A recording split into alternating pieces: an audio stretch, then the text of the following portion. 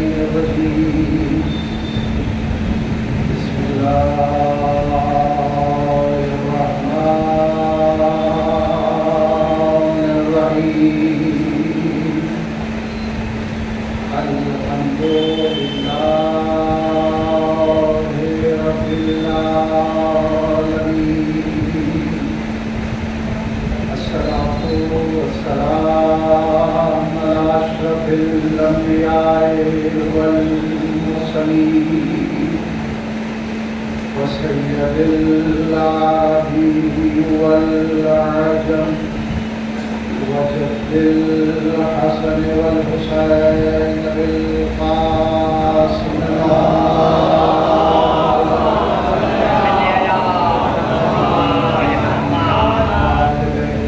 الطيبين الطاهرين ولعنة الله على أعدائهم أجمعين من الآن إلى قيام يوم الدين رب اشرح لي صدري ويسر لي أمري واحلل عقدة من لساني يفقهوا قولي أما بعد فقد سبحانه وتعالى في القرآن الكريم بسم الله الرحمن الرحيم واجعل لي من لدنك سلطانا نصيرا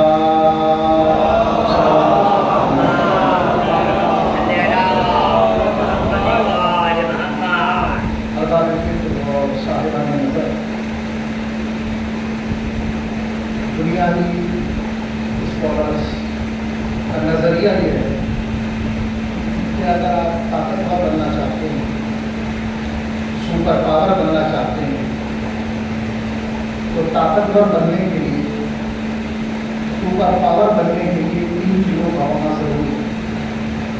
کتنی چیزوں کا ہونا ضروری ہے؟ 3 چیزوں کا ہونا ضروری ہے۔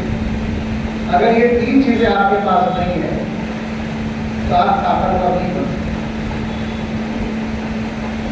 اگر آپ چاہتے ہیں کہ آپ کا ملک طاقتور بنے، اگر آپ چاہتے ہیں آپ کا خاندان طاقتور بنے، اگر آپ چاہتے ہیں کہ آپ کی برادری طاقتور بنے، اگر آپ چاہتے ہیں آپ کا گھر طاقتور بنے، اگر آپ چاہتے ہیں کہ آپ سپر پاور بن جائیں، تو سپر پاور بننے کے لیے 3 چیزوں کا ہونا ضروری ہے۔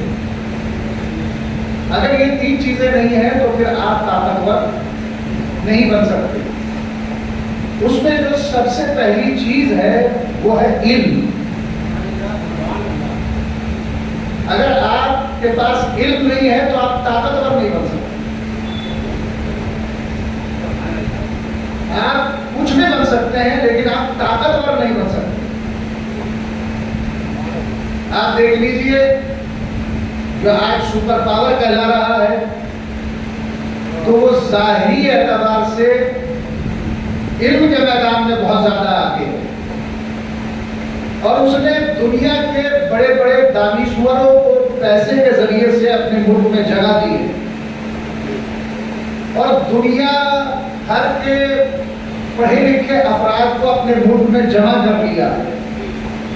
تو طاقتور بننے کے لیے، سپر پاور بننے کے لیے جو سب سے پہلی چیز ہے وہ کیا ہے؟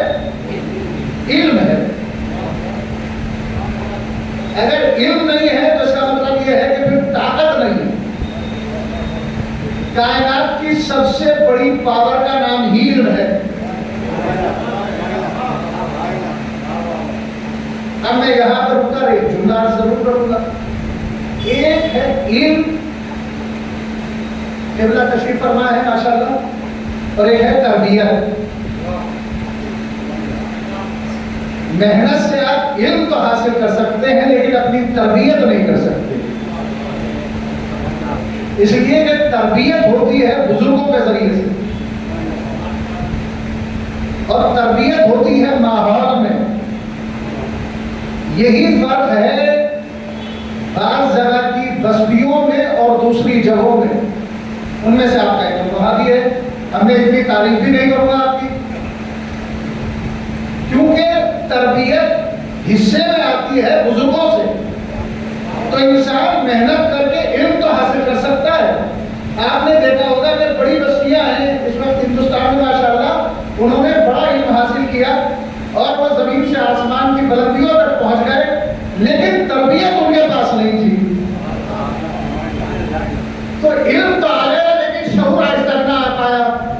صلوات پڑھیں محمد والے محمد پر۔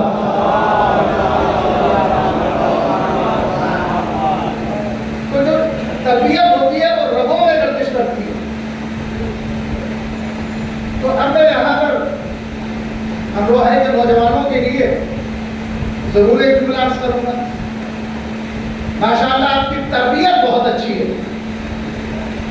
اور یہ کائنات کی سب سے بڑی دولت ہے تربیت، اس لیے کہ علم شریف کے شرافت میں اضافہ کرتا ہے اور شریر کی شرارت میں اضافہ کرتا ہے۔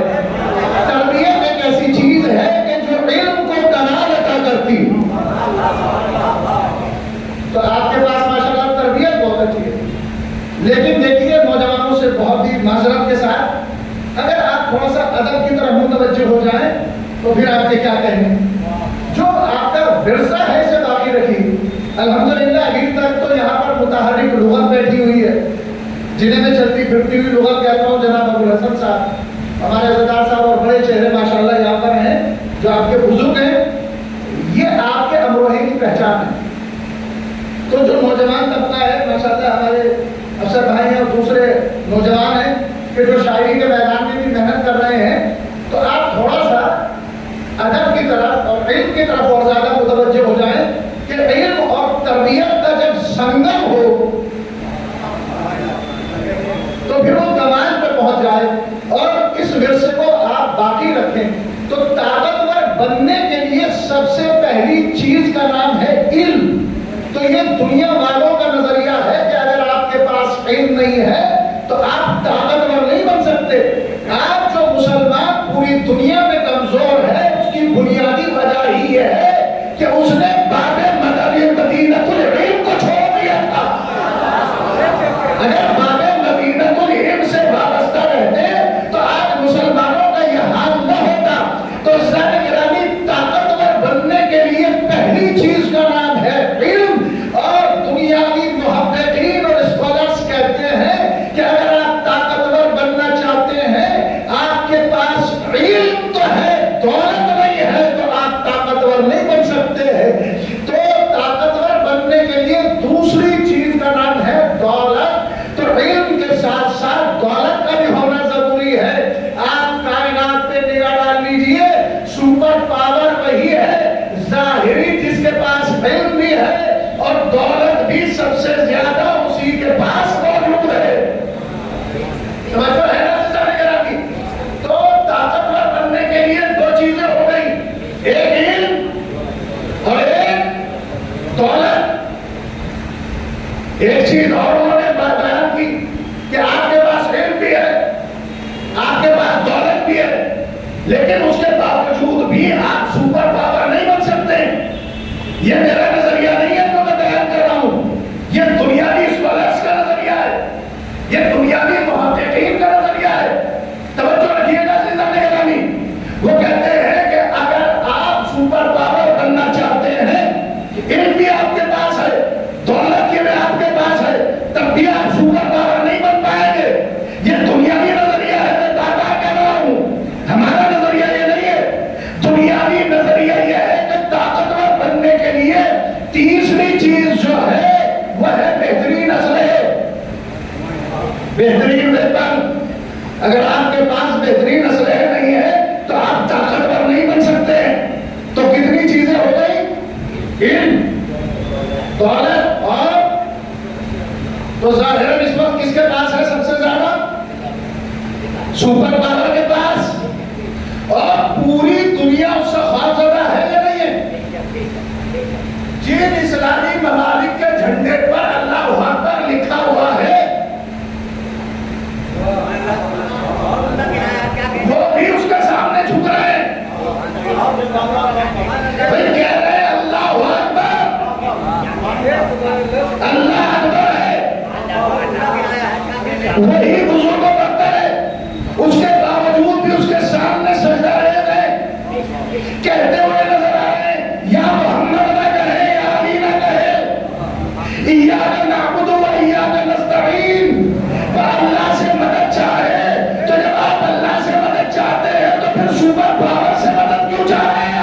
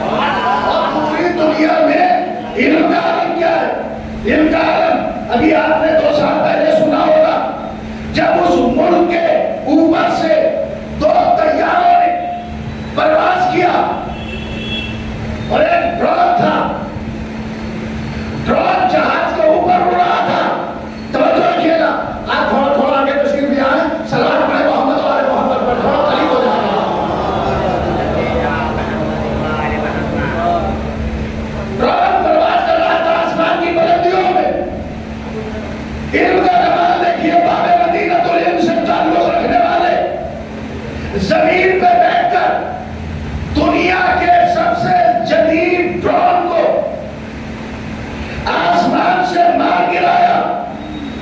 چاہتے تو جہاز کو بھی مار گراتے. کہا کہ جہاز کم اونچائی پر ہو رہا تھا، لیکن کیونکہ اس میں انسانی نفوس موجود تھے، ہم نے اسے نقصان نہیں پہنچایا. اسلام کی تعلیم بھی مکمل کر دی. ایک انسان کی بقا پوری انسانیت کی بقا ہے. ایک نفس کا قتل پوری انسانیت کا قتل ہے. ہم قتل کرنے والوں میں نہیں ہیں، ہم تو اپنا خون بہا کر انسانیت کو بچانے والوں میں ہیں. صلوات پڑھیں محمد و آل محمد پر.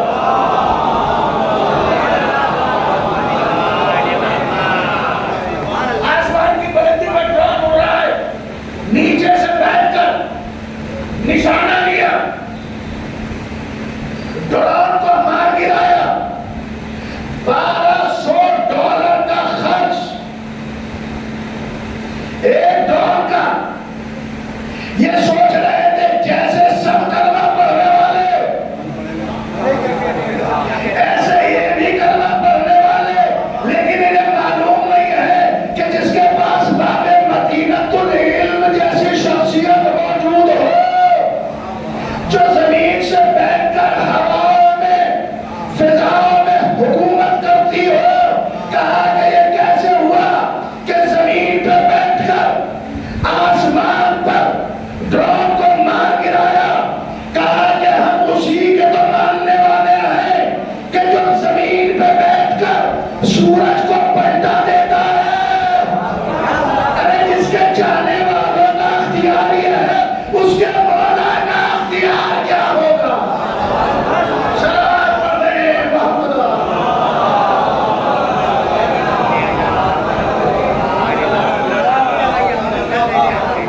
علم کے میدان میں سب سے آگے، لیکن ہمارے پاس الحمدللہ علم سب سے زیادہ. اچھا یہ وجہ کیا ہے؟ آپ ہی کے پاس علم ہے، دوسروں کے پاس علم نہیں. اس کی بنیادی وجہ یہ ہے کہ ہم نے اپنے نبی کو عالم مانا. توجہ رکھیے گا، بہت بڑا جملہ آپ کی خدمت میں پیش کر رہا ہوں. آج کل توہین رسالت پر کافی گفتگو کی جا رہی ہے. در حقیقت ہمارے ایک دوست تھے نجف اشرف میں. پہلے وہ صاحب اسلام ہوئے تو مکے چلے گئے، مدینے چلے گئے، اور جب صاحب ایمان ہوئے تو نجف اشرف تشریف لے آئے. جب پہلے کارٹون بنایا گیا تھا مادہ رسول اللہ کا، تو اس نے BBC پر آگے بیان جاری کیا تھا کہ مسلمانوں نے کسی بھی فرقے کو اس فلم کے خلاف نہ احتجاج کرنے کا حق ہے نہ اس پر اعتراض کرنے کا حق ہے. اس نے کہا کہ کیوں؟ اس لیے کہ عالم اسلام کی کتب کے اندر وہ روایتیں موجود ہیں جس کی بنیاد پہ یہ فلم وجود میں آئی ہے. لیکن پوری دنیا میں ایک فرقہ ہے جسے شیعہ اثنا عشری کہا جاتا ہے. اسے اس فلم کا اعتراض کرنے کا بھی حق ہے، احتجاج کرنے کا بھی حق ہے. 1400 سالوں میں ان کی کسی چھوٹی سے چھوٹی کتاب میں بھی توہین رسالت سے متعلق کوئی روایت اور حدیث نظر نہیں آتی ہے. صلوات پڑھیں محمد.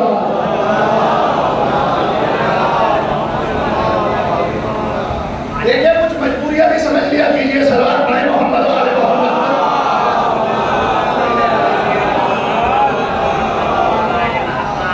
کیونکہ ہم نے اپنے نبی کو عالم مانا ہے تو یہ قوم بھی عالم مشہور ہے، بچہ عالم ہے. اور معصوم نے بھی فرمایا ہمارا کوئی چاہنے والا جاہل ہوتا ہی نہیں ہے، کیونکہ علم دو طریقے سے حاصل ہوتا ہے. ایک ہے علم ایک ہے بصری، ایک ہے سمیع. یا دیکھ کے حاصل ہوگا یا سن کر حاصل ہوگا. جو دیکھ کر حاصل نہیں کر پاتے، کالج اسکول نہیں جا پاتے، تو مجلسوں سے اتنی خیرات مل جاتی ہے علم کی کہ جہالت دور ہو جاتی ہے. میں کافی غور کرتا رہا. میں نے ایک صاحب کو بڑا مطمئن کرنے کی میں نے کوشش کی، وہ مطمئن نہیں ہوئے. ایک حدیث میری نگاہوں کے سامنے سے گزری، پھر وہ قائل ہو گئے کہ مولا کا چاہنے والا جاہل کیوں نہیں ہوتا ہے؟ اس لیے کہ حدیث میں وارد ہوا ہے کہ اگر کوئی مماتا ولم یعرف امام زمانہ ہی ماتا میتتن جاہلیہ، اگر کوئی اپنے زمانے کے امام کو پہچانے بغیر مر جائے وہ جاہلیت کی بات کرتا ہے۔ اس کا مطلب یہ ہوا کہ اگر کوئی اپنے زمانے کے امام کو پہچان کر مرے تو وہ عالم کی بات کرتا ہے۔ تو ہمارے زمانے کے امام کون ہے؟ امام مہدی۔ توجہ رکھیے گا، امام مہدی علیہ السلام ہے نا، تو امام مہدی ہے حجت دورہ، حجت خدا، امام زمانہ، ہمارے ولی، ہمارے سرپرست، ہمارے پیشوا، ہمارے رہبر، ہمارے امام ہے نا، آخری امام۔ عالم اسلام کا نظریہ کیا ہے؟ دو نظریے۔ ہمارا نظریہ ہے دنیا میں تشریف لا چکے، عالم اسلام کا نظریہ ہے کہ دنیا میں تشریف لائیں گے۔ توجہ رکھیے گا، امام مہدی کا انکار کرتا کوئی نہیں، عقیدہ سب کا ہے۔ ایک گروہ جو کہتا ہے تشریف لا چکے، ایک گروہ کہتا ہے کہ تشریف لائیں گے۔ ہم نے کہا کہ انتظار کیوں کر رہے ہو؟ کوئی ایک بنا لو۔ کہا کہ بنا نہیں سکتے، اللہ کی جانب سے آئے گا۔ تو جب آخری اللہ کی جانب سے آتا ہے تو پہلا بندوں کی طرف سے کیسے بن سکتا ہے؟ صلوات پڑھے محمد علیہ بالکل کرے مرتبہ اور صلوات ارشاد فرما دیجیے۔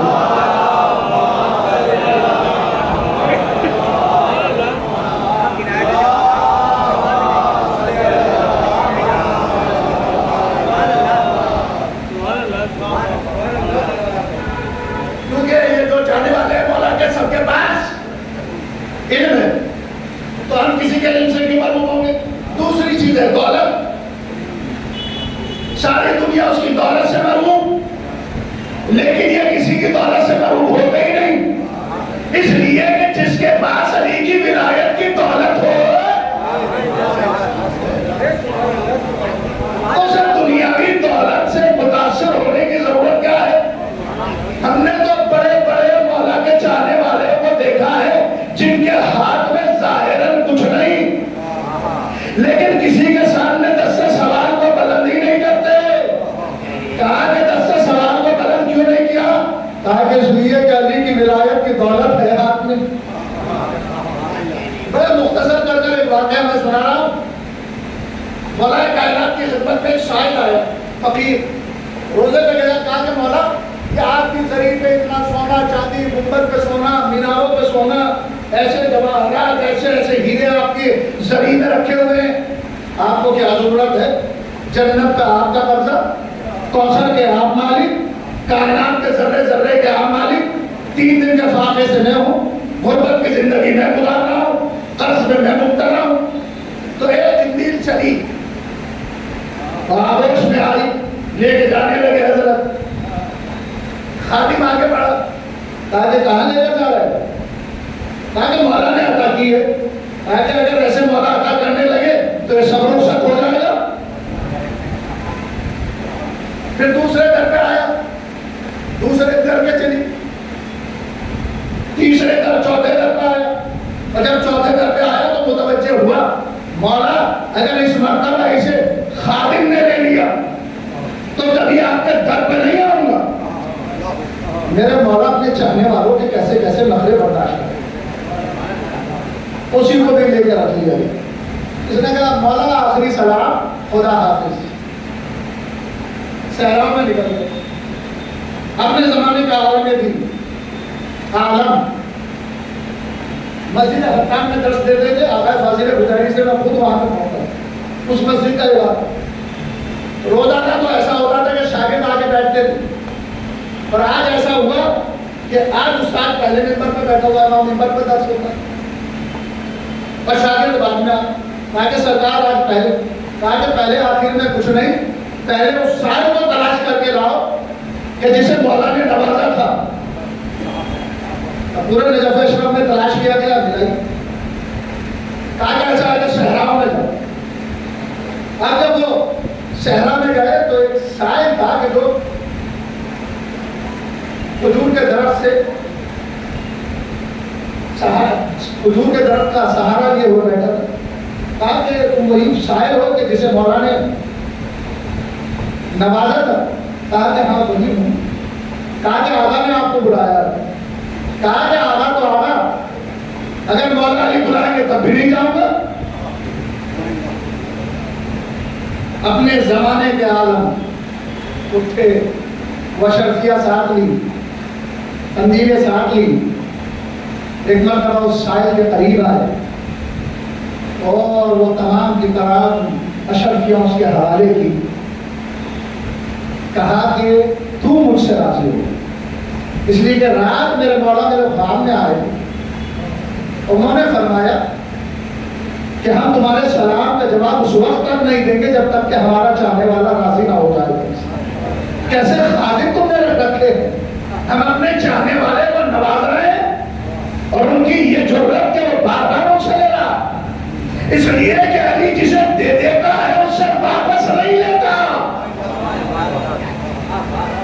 اور جیسے ہی اس شاعر نے سنا تو ایک مرتبہ وہ اشرفیہ وہیں پر چھوڑی اور دوڑتا ہوا مولا کی زری کے قریب آیا اور آنے کے بعد سلام کیا۔ کہا کہ میرے مولا، آپ کی ولایت کی دولت چاہیے ہے، دنیاوی دولت نہیں چاہیے۔ مولا کا چاہنے والا جا رہا ہے، مولا کئی دن کے فاقے سے ہوں۔ میرے مولا نے فرمایا کہ ہمارا چاہنے والا فقیر نہیں ہوتا۔ کہا کہ نہیں مولا، بڑا غریب ہوں۔ کہا کہ ہمارا چاہنے والا غریب نہیں ہوتا۔ تو میرے مولا نے فرمایا کہ ابو قریش، اس پہاڑ سے جتنا سونا اٹھانا چاہتے ہو اٹھا لو۔ دیکھا کہ پہاڑ پورا سونے کا ہو گیا۔ ابو قریش سے قدم چلے، مولا نے آواز دی، ابو قریش کے قدم میں ٹھہر گئے، چلتا ہوا مولا کی خدمت میں آیا۔ کہا کہ ابو قریش سونے کے پہاڑ کی طرف نہیں بڑھے۔ کہا کہ مولا ایسا سونے کا پہاڑ نہیں چاہیے کہ ایک طرف آپ کی آواز ہو اور ایک طرف دولت ہو، مجھے ظاہری دولت نہیں، آپ کی اطاعت کی دولت چاہیے۔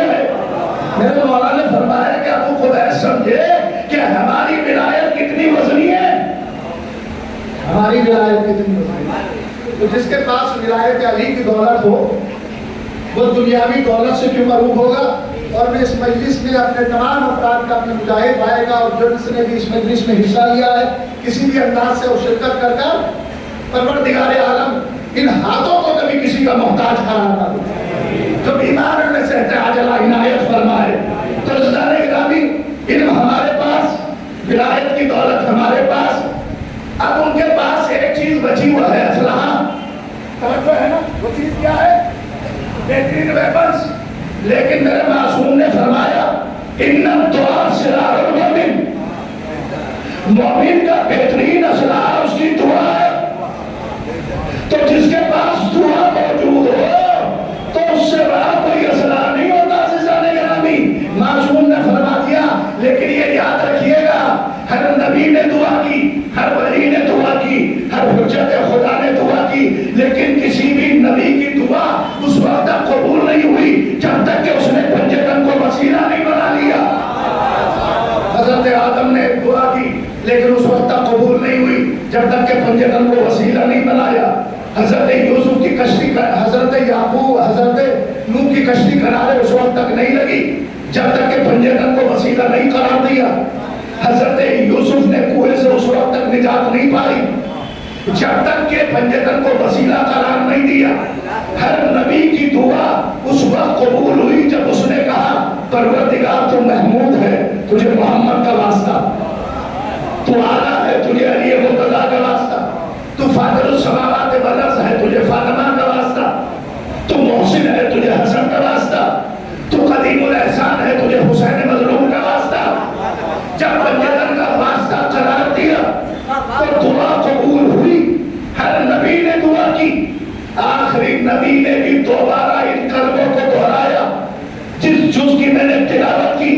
وَاجْعَلْ لِي مِن لَّدُنْكَ سُلْطَانًا نَصِيرًا، پروردگار تو مجھے ایک سلطان نصیر عطا کر.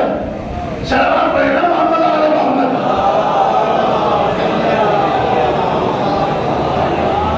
مل کر صلوات ارشاد فرمائیں.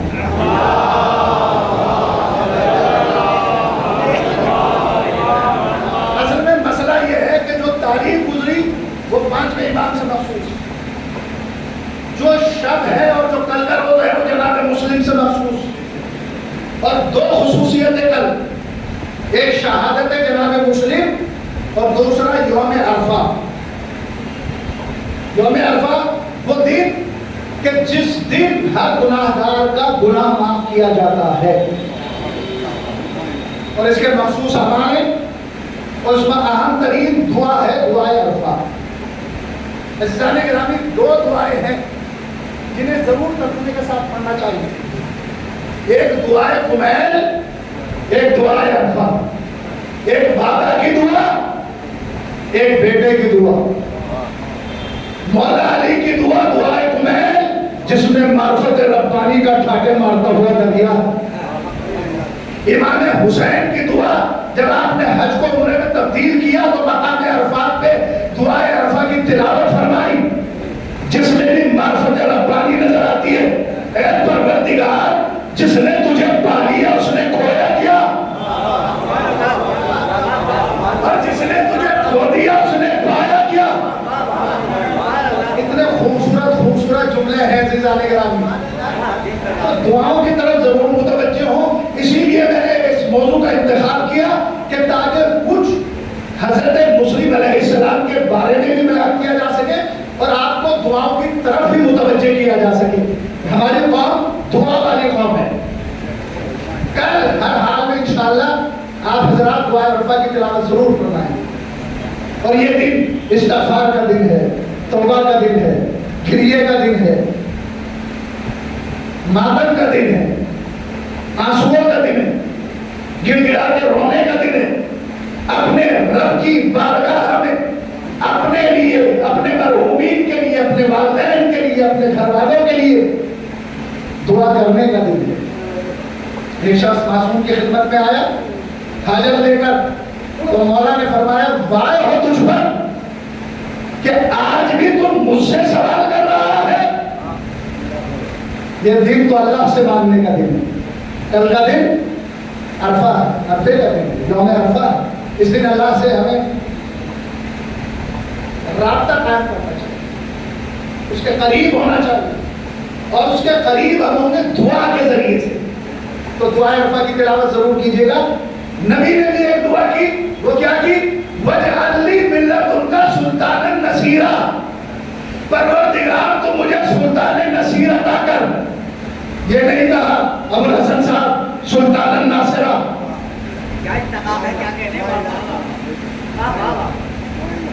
آخری مجمع تک کی توجہ. سلطان نصیرہ، پروردگار تو مجھے سلطان نصیر عطا کر. اس لیے کہ ناصر اور نصیر میں وہی فرق ہے جو تقی اور متقی میں ہے. متقی وہ ہے جو کبھی تقوی کے حالت میں رہے اور کبھی تقوی کی حالت سے خارج ہو جائے. لیکن تقی کی شان یہ ہوتی ہے کہ اس کا زندگی کا ایک لمحہ بھی تقوی سے خالی نہیں ہوتا. اسی وجہ سے تو ہمارے یہاں پہ امام تقی ہے، امام متقی نہیں ہے. یہ صلوات پڑھے نا محمد علی محمد.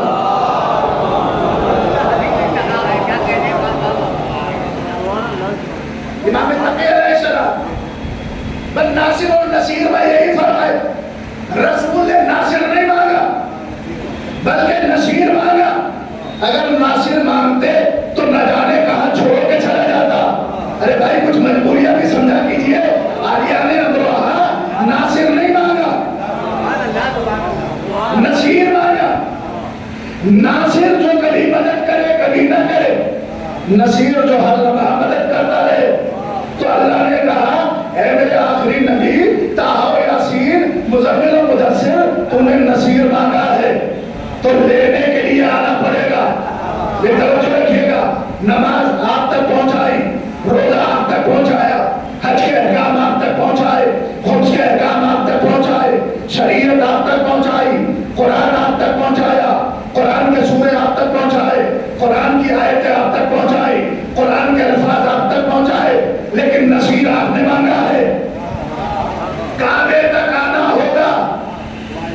چلے، دست نبوت پر امامت مسکرائی، اے اللہ کے پیارے نبی توریت سناؤ، زبور سناؤ، انجیل سناؤ، کہ قرآن کی تلاوت کرو۔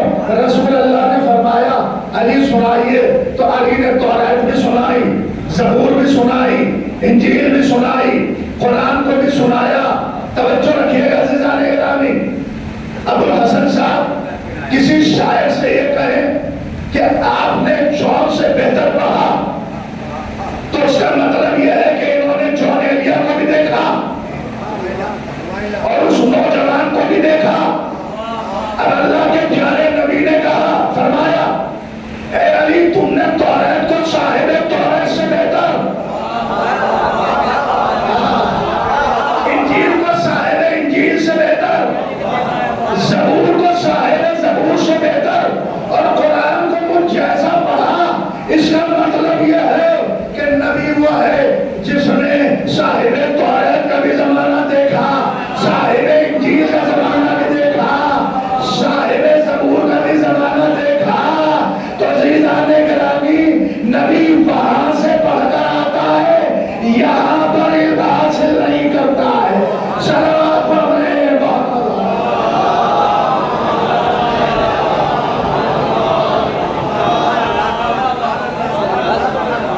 ایک نصیر رسول نے مانگا اور ایک نصیر علی نے مانگا۔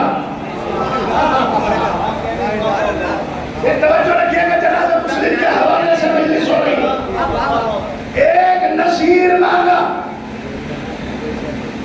محمد عربی نے، ایک نصیر مانگا علی مرتضیٰ نے۔ نبی نے جو نصیر مانگا اسے علی کہتے ہیں۔ لفظوں کو بدلو۔ ایک دعا نبی نے کی، ایک دعا علی نے نماز شب میں کی، ایک نصیر نبی کا، ایک وہ نصیر جسے علی نے نماز شب میں مانگا۔ نبی نے نصیر مانگا اپنے لیے، علی نے نصیر مانگا کربلا کے لیے۔ نبی نے نصیر مانگا اپنے لیے، علی نے نصیر مانگا حسین کے لیے۔ نبی کے نصیر کو علی کہتے ہیں، علی کے نصیر کو عباس کہتے ہیں۔ علی نے جب نصیر کی دعا کی تو خواہش کس سے ظاہر کی؟ مجاہد بھائی، خواہش کس سے ظاہر کی؟ جناب عقیل سے۔ عقیل کون ہے؟ مولا علی کے بھائی۔ کتنے بھائی ہیں؟ علی، جعفر، طالب، عقیل۔ ہر کوئی نبی پہ فدیہ ہوا۔ ابو طالب کی شان ہے، نبی کو اٹھاتے ہیں، علی کو بستر پر سلا دیتے ہیں، نبی کو اٹھاتے ہیں، جعفر کو سلا دیتے ہیں، نبی کو اٹھاتے ہیں، طالب کو سلا دیتے ہیں، نبی کو اٹھاتے ہیں، عقیل کو سلا دیتے ہیں۔ یہ ہے عقیل۔ حضرت عقیل کی دوسری خاصیت ماہر انصار، صورت کو دیکھتے شجرہ بتا دیتے ہیں، کس خاندان سے ہو، کس قبیلے سے ہو، اور اگر کوئی غلطی سے اپنی بلدیت کو جانتا نہیں تھا تو جناب عقیل کے سامنے آتا نہیں تھا۔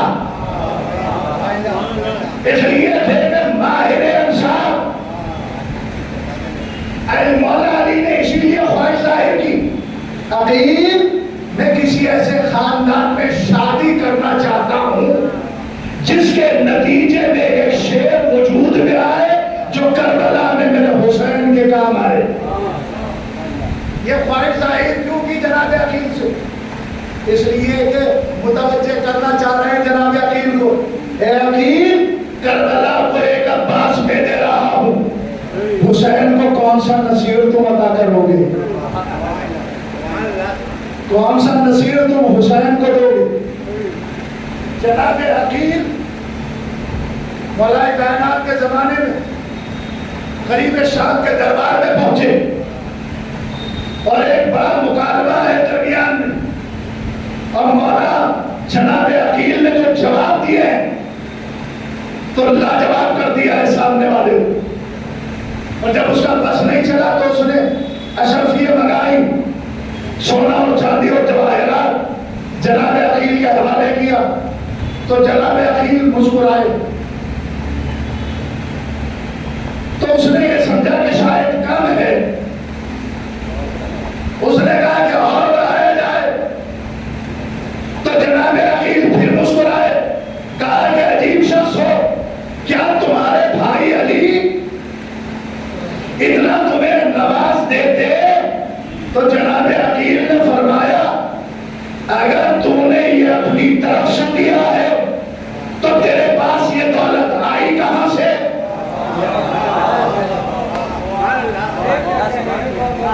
یہ دولت آئی کہاں سے؟ اور اگر یہ مسلمانوں کا مال ہے تو مسلمانوں کا مال وصفیہ ہے. سامنے والا لاجواب ہو گیا.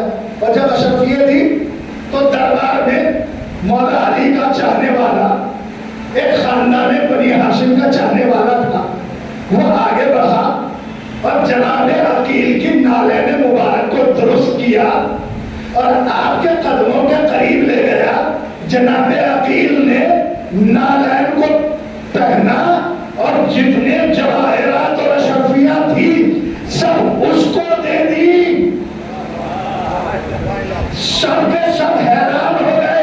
جناب عقیل بتانا چاہتے تھے جس دولت کو تو بہت زیادہ سمجھ رہا ہے، اتنی دولت تو ہم اپنی نالین پہنانے والوں کو عطا کر دیتے.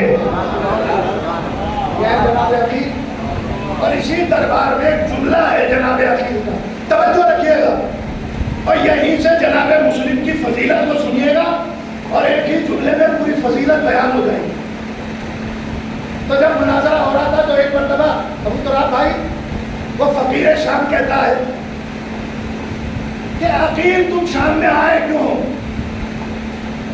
کہا کہ میں شام میں اس لیے آیا ہوں کہ میں یہاں پر آ کے کیسے خاندان میں شادی کروں، اس کے نتیجے میں جو بیٹا ہے وہ تیری بات کا جواب بات سے نہ دے بلکہ تلوار سے دے.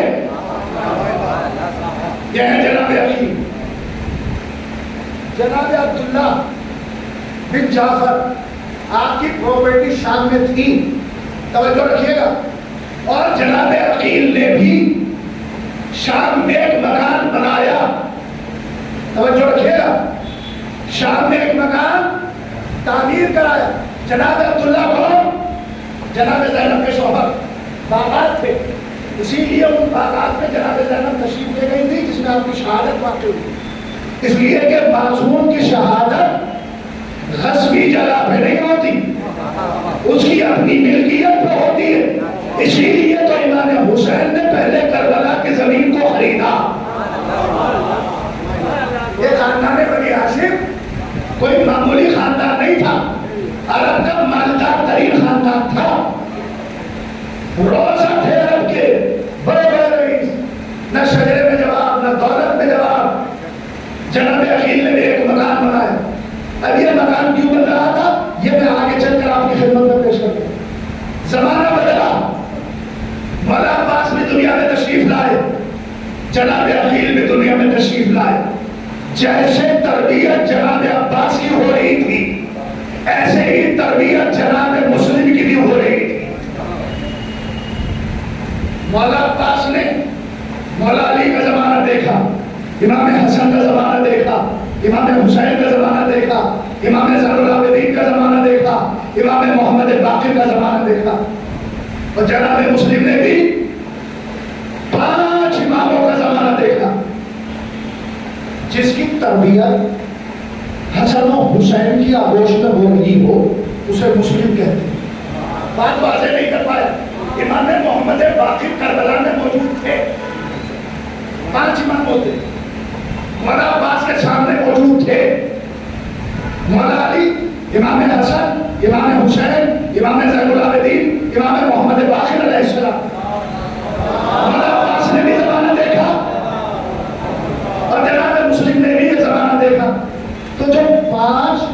اماموں کے سائے میں پناہ ہو اسے مسلم کہتے ہیں. اسے کیا کہتے ہیں؟ مسلم. اچھا یہ مسلمان ہیں کب سے؟ رسول کے زمانے سے. جاہل بیٹھے ہوئے ہیں چینلز پہ، سامنے والے کہتے ہیں اسلام سب سے جدید مذہب ہے، یہ بھی کہتے ہیں جی. ہمارے ایک دوست نے سوال کیا کہ اسلام تو سب سے جدید مذہب ہے. ہم نے کہا پڑھے لکھے ہیں، اسناتن دھرم کو مانتے ہیں، احترام کرتے ہیں مذہب کا، کسی کو برا نہیں کہتے ہیں. لیکن آپ سے میرا چھوٹا سا سوال ہے، بحث تو میں آپ سے کروں گا نہیں. آپ اتنا بتا دیجئے کہ حضرت محمد مصطفیٰ صلی اللہ علیہ وآلہ وسلم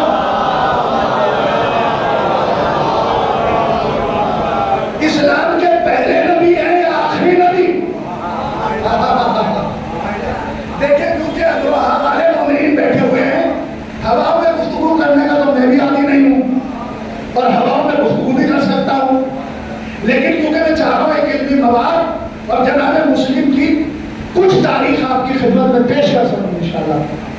تو عزیزان گرامی، اسلام حضرت آدم سے ہر نبی مسلم ہے، لیکن اللہ نے کسی نبی کی امت کو اگر مسلم کہا ہے تو حضرت ابراہیم کی امت کو سب سے پہلے مسلم کہا. حنیفا مسلمہ کمال ہے. جس ابراہیم کی امت کو مسلم کہا اسی ابراہیم کو شیعہ بھی کہا، اسی ابراہیم کو ایمان بھی کہا. تو حضرت ابراہیم صاحب شریعت بھی، نبی بھی، رسول بھی، صاحب کتاب بھی، اولو العزم پیغمبر بھی ہے نا، صاحب شریعت نبی حضرت ابراہیم ہے، اولو العزم پیغمبر ہے. حضرت ابراہیم جیسا جلیل القدر نبی جس کے پاس ہوتا ہے امامت اور دعا کی پروردگار میری ذریت میں قرار دے ہوتا ہے امامت کو. آواز آئی یہ عہدہ ظالمین تک نہیں پہنچ سکتا. میں کہوں گا حضرت ابراہیم اللہ نے امامت آپ کے حوالے کر دی تو جسے چاہے اسے امام بنا دے، جس بیٹے کو چاہے اسے امام بنا دے.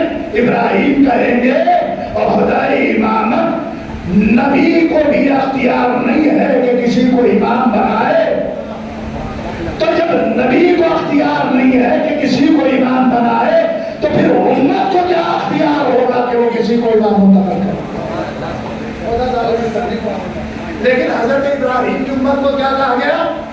امت حنیفہ مسلمہ. لیکن حضرت ابراہیم سے لے کر اور تمام انبیاء سے لے کر اور رسولوں سے لے کر اور اماموں سے لے کر کسی امام کا نام مسلم نہیں. پھر توجہ رکھیے گا، مسلمان سب ہے، نام مسلم کسی کا نہیں. پوری تاریخ حجیت میں اور تاریخ ولایت میں اور تاریخ صالحین میں صرف جناب مسلم ابن عقیل وہ شخصیت ہے جو نام کے بھی مسلم ہے، جو کام کے بھی مسلم ہے. پہلا امتیاز تو جناب مسلم کا یہی ہے کہ آپ کا نام مسلم ہے. اور اب سنیے گا یہ امتیاز کیسے ہے جناب مسلم کا. جب آپ کو قید کر لیا گیا اور آپ نے خطبہ ارشاد فرمایا تو اس نے میرے مولا نے فرمایا کہ تم ہمیں کافر کہتے ہو اور خارجی کہتے ہو. اس کا مطلب یہ ہے کہ اس زمانے سے علی کے چاہنے والوں کو خارجی بھی کہا جاتا تھا اور کافر بھی کہا جاتا تھا.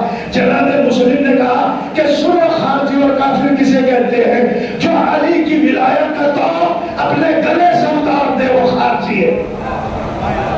اور تم مجھے خارجی کہتے ہو. سنو میری فضیلت کیا ہے کہ اللہ کے پیارے نبی نے دنیا میں آنے سے پہلے میرا نام مسلم رکھا ہے.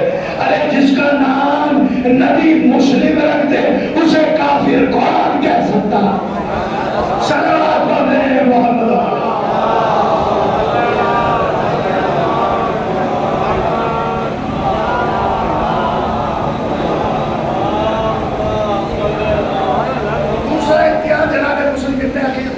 جناب مسلم وہ عظیم شخصیتیں ہیں، عظیم شخصیت ہے جن کا نام اللہ کے پیارے نبی نے رکھا. حضرت علی کا نام آسمان سے رکھا گیا، امام حسن و حسین کا نام اس جانب سے رکھا گیا. مسلم بھی وہ عظیم شخصیت ہے جس کا نام کسی بندے نے نہیں رکھا بلکہ اللہ کے پیارے ہے مسلم ابن عقیل. زمانہ بدلا. جناب مسلم نے بھی شام کا ایک دورہ کیا. جناب عقیل کے مکان پر قبضہ ہو چکا ہے. مسلم ابن عقیل آئے, دیکھا کہ سپاہی موجود ہیں. توجہ رکھیے گا, سپاہی موجود ہیں. آگے بڑھے جناب مسلم دربار میں آئے, نگاہوں نے نگاہ ڈالی. کہا کہ کس لیے آئے ہو؟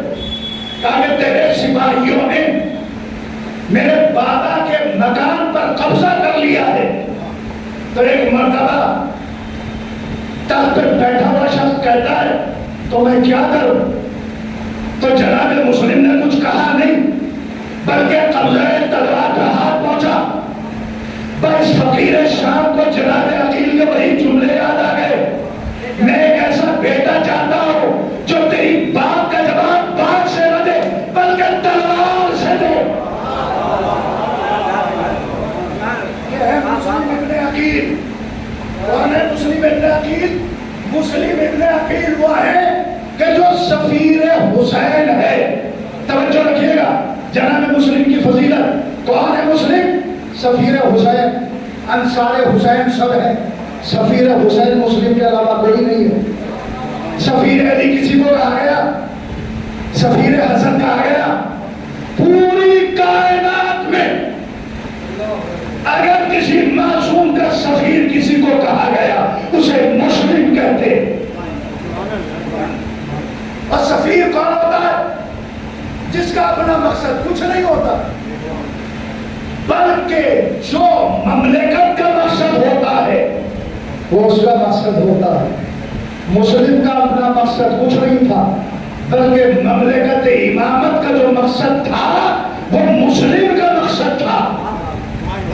یہ ہے جناب مسلم ابن عقیل. شجاعت ترین انسان تھے جناب مسلم. عرب جن کی ہیبت سے کانپتا تھا, جن کی تلوار کا رعب مولا عباس کی تلوار جیسا تھا, لیکن مسلم میں وہی خاصیت تھی جو جناب عقیل میں خاصیت تھی. جناب مسلم ماہر بھی تھے شجاعت میں اور ماہر انصاف بھی تھے. چہرے دیکھتے تھے, شجرے بتا دیتے تھے. اب سمجھ میں آیا کہ امام حسین نے جناب مسلم کا انتخاب کیوں کیا. خطوں پہ خط آ رہے ہیں, مسلم ابن عقیل کو منتخب کیا. اب سنیے فضیلت جناب مسلم کی. عباس کے ہوتے ہوئے حسین جسے اپنا سفیر بنا کے بھیجے اسے مسلم کہتے ہیں. اسے کیا کہتے ہیں؟ مسلم کہتے ہیں.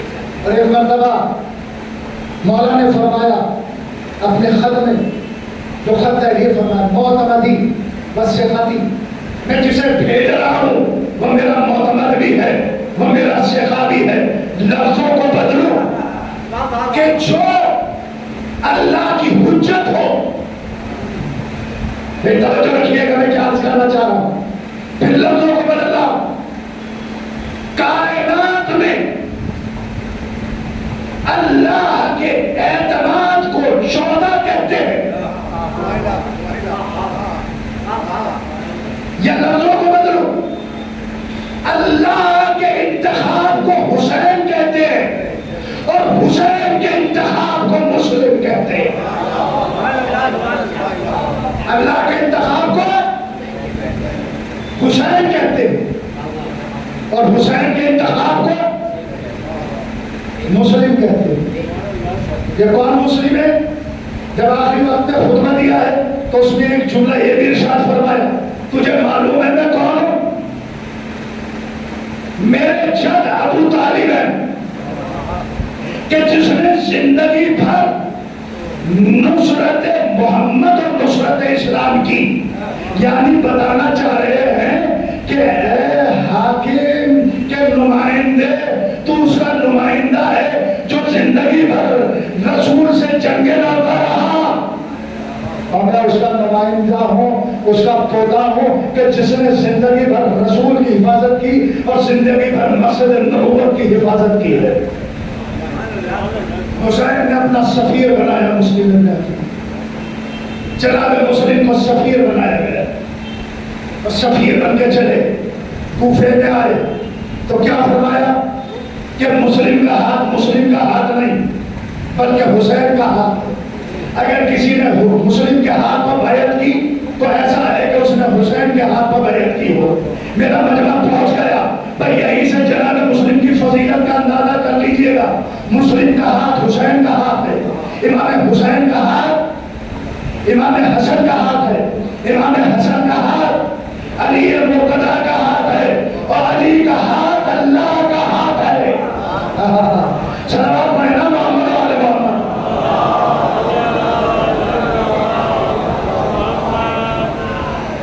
مسلم کا ہاتھ حسین ابن علی کا، جس نے مسلم کے ہاتھ پر بیعت کی اس نے حسین ابن علی کے ہاتھ پر بیعت کی۔ کائنات میں واحد سفیر حسینی ہے جسے مسلم کہا جاتا ہے۔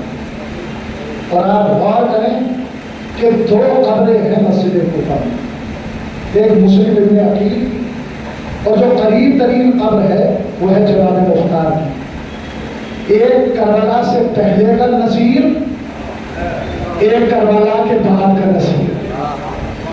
ایک نذیر وہ ہے کہ جس نے کربلا سے پہلے حسین کی مدد کی، اور ایک وہ مختار ہے جس نے کربلا کے بعد حسین کی مدد کی۔ دونوں کی قبریں قریب قریب ہیں۔ حضرت مسلم کو کوئی کیا بیان کر سکتا ہے جس کا نام ہی مسلم ہو اور گیا ہے تو نمائندہ بن کر، سفیر بن کر۔ عزیزان گرامی، آپ غور کریں، جہاں کے حالات کے بارے میں کچھ پتہ نہ ہو اور وہاں پہ اس شخصیت کو بھیجا جاتا ہے جو شجاعت میں بھی سب سے زیادہ ہو، جو علم میں بھی سب سے زیادہ ہو۔ جناب مسلم کو اسی لیے بھیجا گیا تھا کہ اگر کوئی بد نسل آ کر جناب مسلم کے مقابلے میں کلام کرے تو جناب مسلم ماہر انصاف ہے، کوئی جناب مسلم کے مقابلے پر کھڑے ہونے کی ضرورت نہیں پڑے۔ اور شجاعت کا عالم یہ ہے کہ اگر پورا کوفہ مسلم کے مقابلے پہ آ جائے تو مسلم کی تلوار کا مقابلہ نہیں کر سکتا۔ مسلم ابن عقیل کو سفیر بنا کے بھیجا، خط دے کر بھیجا، ہزاروں کی تعداد میں لوگوں نے بیعت کی۔ دن گزرے، وہ وقت بھی آیا کہ جب نماز عشاء سے مسلم فارغ ہوئے اور پیچھے مڑ کے دیکھا تو اب کوئی نہیں تھا۔ آج ہی کی شب تھی نا،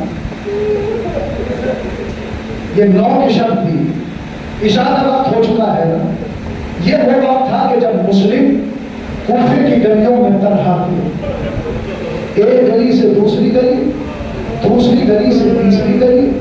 وہ وقت بھی آیا کہ جب مسلم ایک گھر کی ٹہنی پہ آ کے بیٹھ گئے۔ ایک مرتبہ ایک ضعیفہ نے دروازے کو کھولا تو دیکھا کہ ایک نورانی شخصیت دروازے پر بیٹھی ہوئی ہے۔ کہا کہ مسافر معلوم ہوتے ہو؟ کہا کہ ہاں میں مسافر ہوں، کوئی حاجت ہے؟ کہا کہ ایک ہو جائے آپ اگر مل جائے۔ ضعیفہ گئی، پانی کو لے کر آئی، جناب مسلم نے پانی کو نوش فرمایا۔ شاید یہ مسلم کی آخری مرتبہ ہے کہ جو مسلم پانی نوش فرما رہے ہیں دوسرے سے۔ عزیزان گرامی، ضعیفہ نے دروازے کو بند کیا، چلی گئی، پھر چند لمحوں کے بعد آئی، جو دروازہ کھولا تو دیکھا کہ مسلم وہیں بیٹھے ہوئے ہیں۔ ایک مرتبہ ضعیفہ متوجہ ہوئی، کہا کہ یہ شخص تو اپنے گھر کو نہیں گیا، کوفے کے حالات بگڑ ہوئے ہیں۔ عزیزان گرامی، ایک ایسا جملہ ہے کہ جو صبح قیامت تک رونے کے لیے کافی ہے۔ ضعیفہ کہتی ہے کیا تیرے کوئی گھر نہیں ہے؟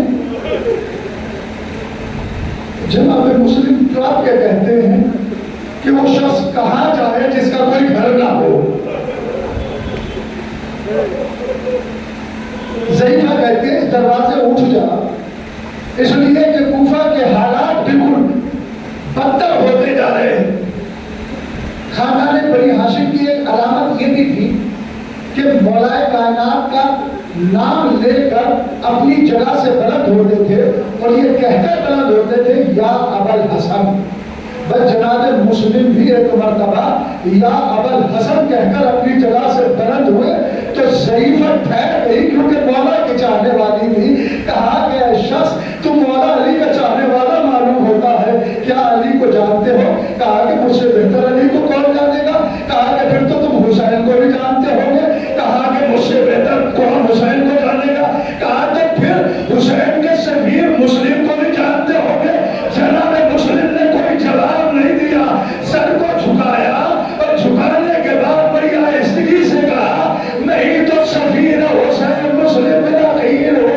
तो एक मरतबा सही मरतबा सही घर के दरवाजे को खोला, इस्तकबाल किया, आका ये आपका ही घर है। तो जनाब मुस्लिम घर में तशरीफ ले गए। अरे मनोर का वो दामाद भी आया जिसने दरबार में खबर दी। अब घोड़ों की टापों की आवाजें आई तो रिवायत बयान करती है कि एक मरतबा दुआ कहती है मैंने खानदान बनी हाशिम के जवान को पहली मरतबा एक मरतबा रास्ता होते हुए देखा। मुस्लिम शहर में आए, अपने अमामे को जेब कर लिया, ज़िराबादी ऐसा लग रहा था जैसे नूर आए, नूर बरस रहा हो।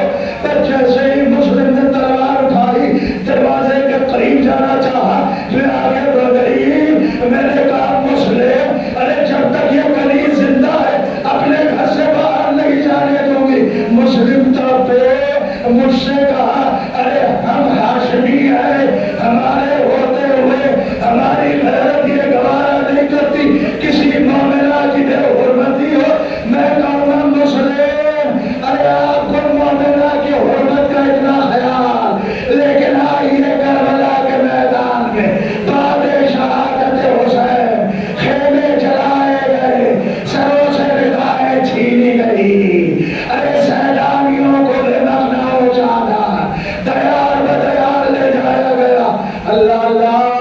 तो एक मरतबा जनाब मुस्लिम अरे इस ज़ईफ़ा के घर से निकले, तलवार को नयाम से निकाला, हमला तेज किया, लेकिन हजारों का लश्कर अरे सवार पे सवार आ रहे हैं, लेकिन मुस्लिम पे गालिब नहीं हो पा रहे हैं।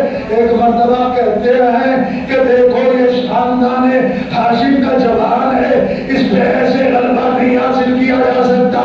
एक गड़े को खोला जाए, एक गड़ा तैयार किया गया।